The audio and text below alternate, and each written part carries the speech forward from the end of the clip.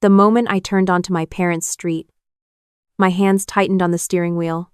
I hadn't even pulled into the driveway yet. And already I could feel it, that old familiar weight settling back onto my shoulders like a coat I'd spent years trying to leave behind.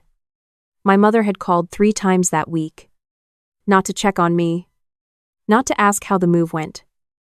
Or whether I'd eaten. Or whether I was sleeping. She called because my sister had organized a family dinner. And attendance, as always, was non-negotiable. I sat in the car for a moment after I parked.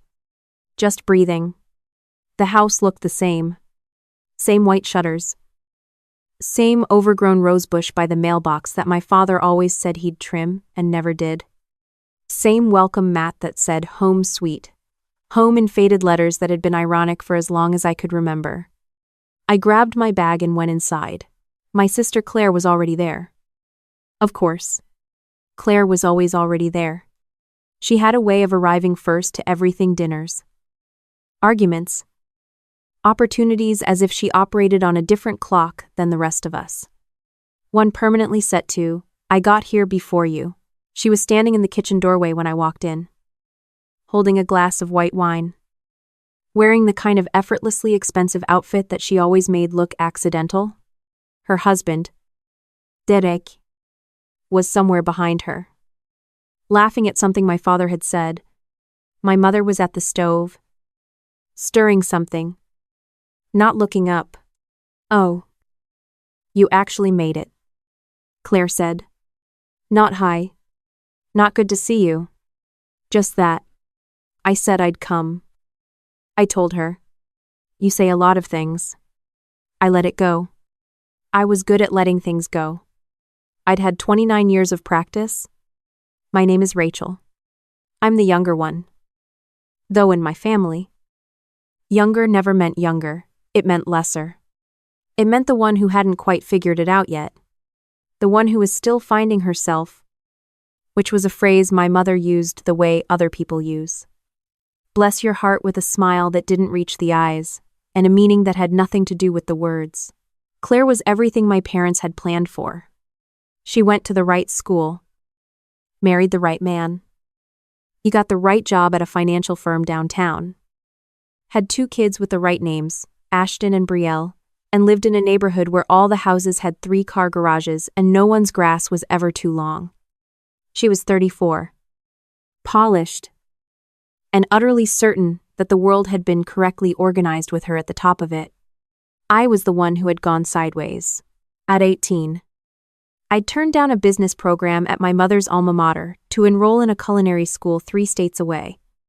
My father's exact words were, "You're going to throw away a real future to learn how to cook." My mother had sat very quietly and then asked if I'd considered that I might be making this decision emotionally. Claire had laughed.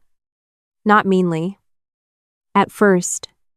Just that small, disbelieving laugh that said she'd expected something like this from me. I went anyway. The years that followed were not glamorous. Culinary school was harder than I'd imagined and more expensive than I'd planned.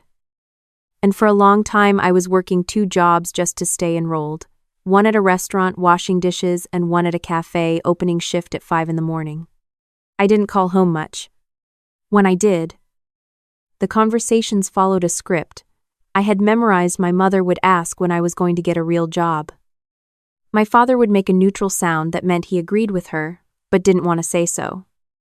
And Claire would somehow find a way to mention her promotion or her new kitchen renovation or Derek's bonus.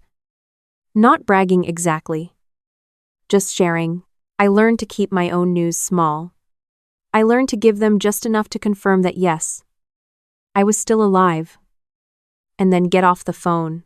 What I didn't tell them, I had been promoted twice at the restaurant where I'd started as a prep cook. I had spent a year in Lyon, France, apprenticing under a chef whose name you would recognize if you watched any food television at all. I had come back to the United States and taken a job as sous chef at a restaurant in Charleston that had been nominated for a James Beard Award the previous spring.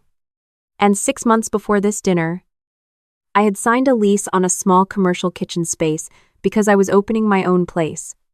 Small. 40 seats. A menu I had been writing in notebooks for 3 years.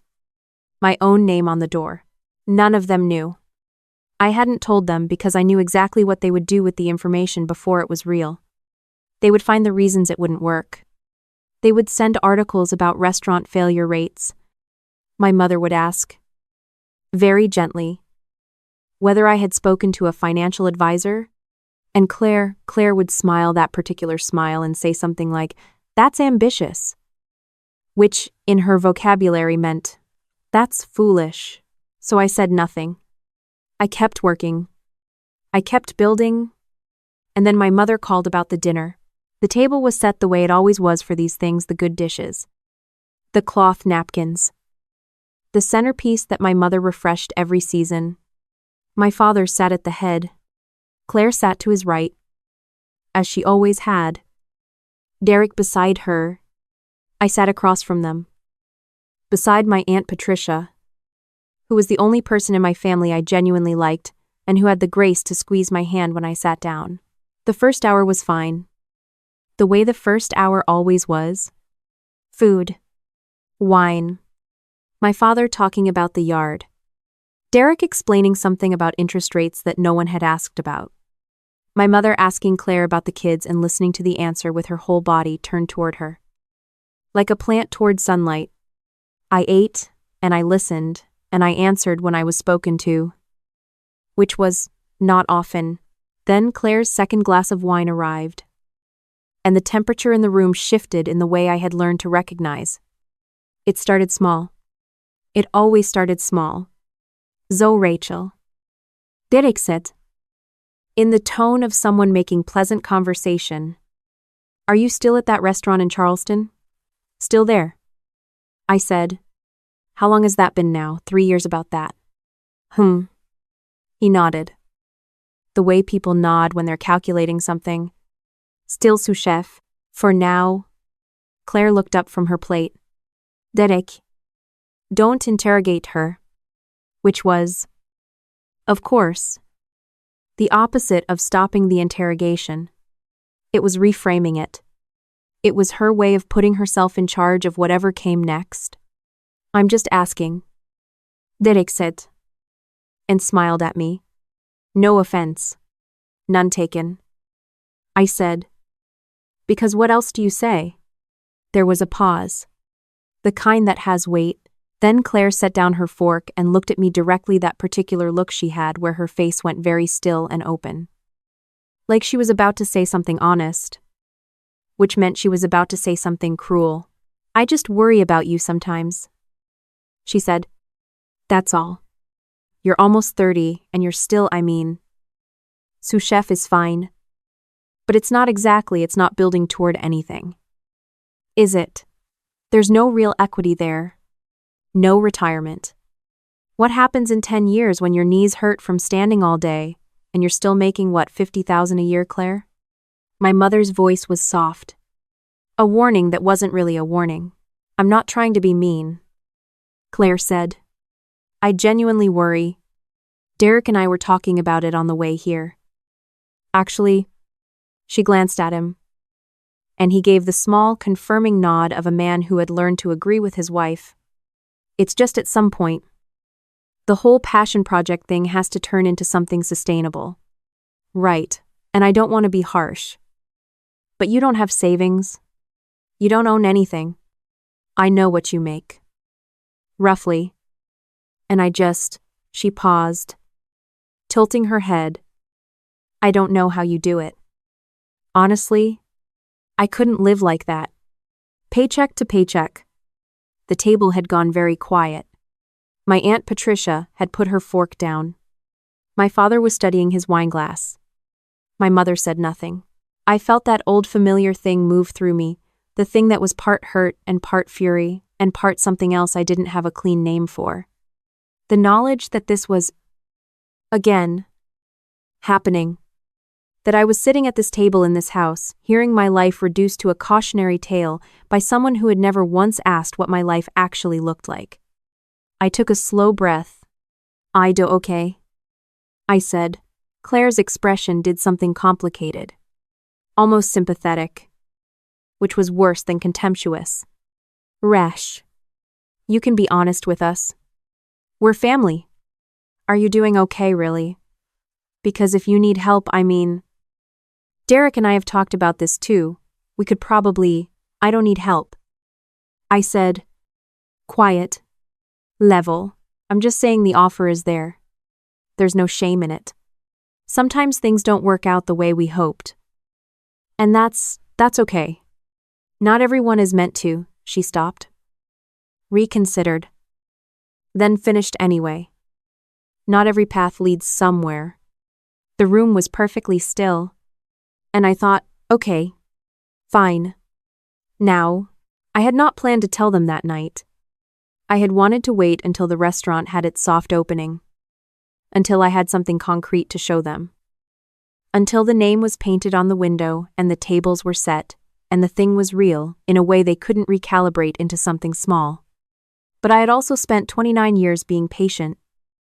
And some things have a limit. I reached into my bag, which was hanging on the back of my chair, and I placed a single item on the table. It was a magazine. Food and Wine. Current issue. I'd been carrying it in my bag for 2 days. Not sure when or whether I'd use it. Some instinct telling me to have it close. I slid it to the center of the table. My face was on the cover. Not a big photo, it was one of those smaller feature covers. Inset. With a headline that read, Ones to Watch, the New Voices Redefining Southern Cuisine. My name underneath. My restaurant's name. A date of opening that was 6 weeks away. Nobody spoke. My father leaned forward slowly, like he needed to confirm what he was seeing. My Aunt Patricia made a small sound that might have been a laugh. Claire looked at the magazine. Then at me. Then at the magazine again. Her expression went through several things in quick succession: surprise. Recalibration. Something that might have been embarrassment before it settled into the careful blankness of someone buying time. That's, she started. The James Beard Foundation sent a rep to the restaurant in October. I said, my voice very calm. I've been in conversation with investors since January. The space is leased. The kitchen is built out. The menu is done. We open in February. I paused. I didn't mention it because I wanted it to be real before I shared it. It's real now. Derek was staring at the magazine. Food and Wine. He said, mostly to himself. It's a feature. I said, fourpage. My mother had both hands in her lap. She was looking at me with an expression I had never quite seen from her before, something uncertain. Something that looked almost like she was trying to find her footing. Why didn't you tell us? She asked. And there was something genuine in it. Something that was an accusation. Because every time I told you things before they were finished, I said, someone found a reason they wouldn't work. The table absorbed that. Claire had not said anything since her first interrupted sentence. She was still looking at the magazine. And I watched her. I watched the specific process of someone realizing that the story they've been telling about another person is not the true one. It's not a comfortable thing to watch. I didn't feel triumphant. I felt tired. Mostly. And sad in a way that had nothing to do with this dinner. My father cleared his throat. Fourpage. He said. Fourpage. He nodded slowly. Something moved across his face that I couldn't fully read. Pride. Maybe discomfort at the pride. Because acknowledging it meant acknowledging what had come before it. He picked up the magazine and looked at it for a long moment. And then he set it down and looked at me and said, that's something. Rachel. It was the most he'd said about my work in 29 years. It wasn't enough. But it was something. And I'd learned a long time ago that sometimes something is what there is. Dinner ended differently than it began. We finished eating. My Aunt Patricia asked me 17 questions about the restaurant and the menu and the neighborhood and the opening night. And I answered all of them. And it was the first time in my adult life that a family dinner had felt like a conversation instead of a performance. My father asked 2 careful questions about the investment structure. which was his way of engaging with something he respected. My mother refilled my water glass without being asked, which was small, but wasn't nothing. Claire was quiet for most of it. As people were moving toward the door at the end of the night, she touched my arm. I stopped. We stood in the hallway, and she looked at me for a moment without saying anything unusual for her, and then she said, "I didn't know." "I know you didn't." I said. I shouldn't have said what I said. About the paycheck thing. She paused. I don't actually know what I was doing. Making myself feel better about something. Probably. It was the most honest thing I'd ever heard her say to me. I didn't know quite what to do with it. "Why do you do that?" I asked her. Not angry.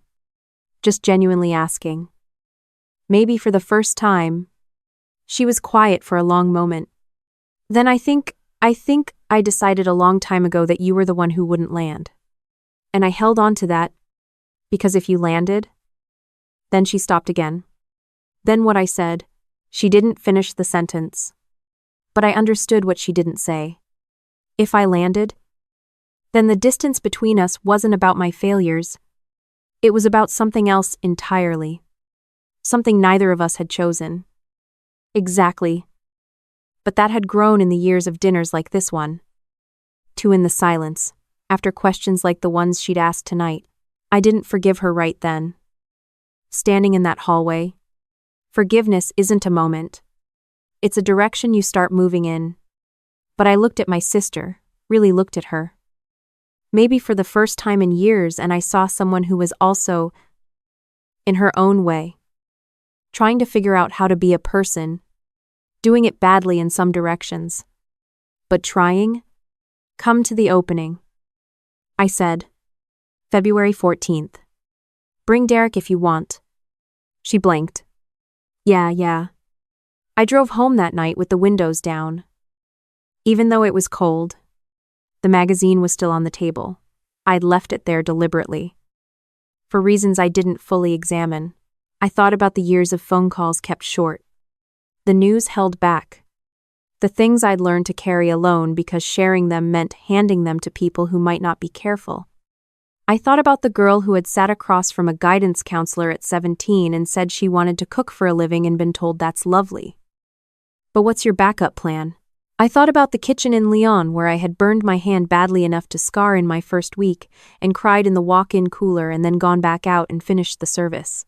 I thought about my father's face when he said, "That's something." Rachel. It wasn't the reunion I'd written in my head over the years. No one said we should have believed in you or we were wrong or we're sorry. Families like mine don't work that way. What they do, at best, is shift slowly, awkwardly. Without quite acknowledging the shift in the direction of something better, I was willing to let that be enough. Not because it was all I deserved, but because I had stopped needing their version of me to be the true one. The restaurant was real. The menu was done.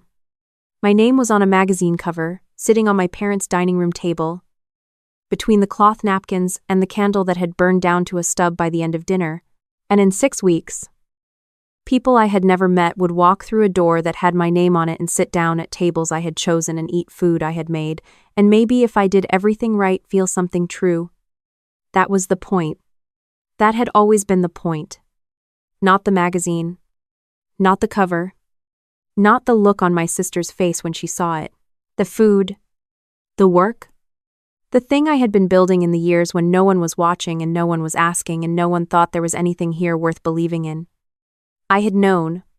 And that, in the end, had been enough to keep going. It turned out that was the only thing that ever needed to be true.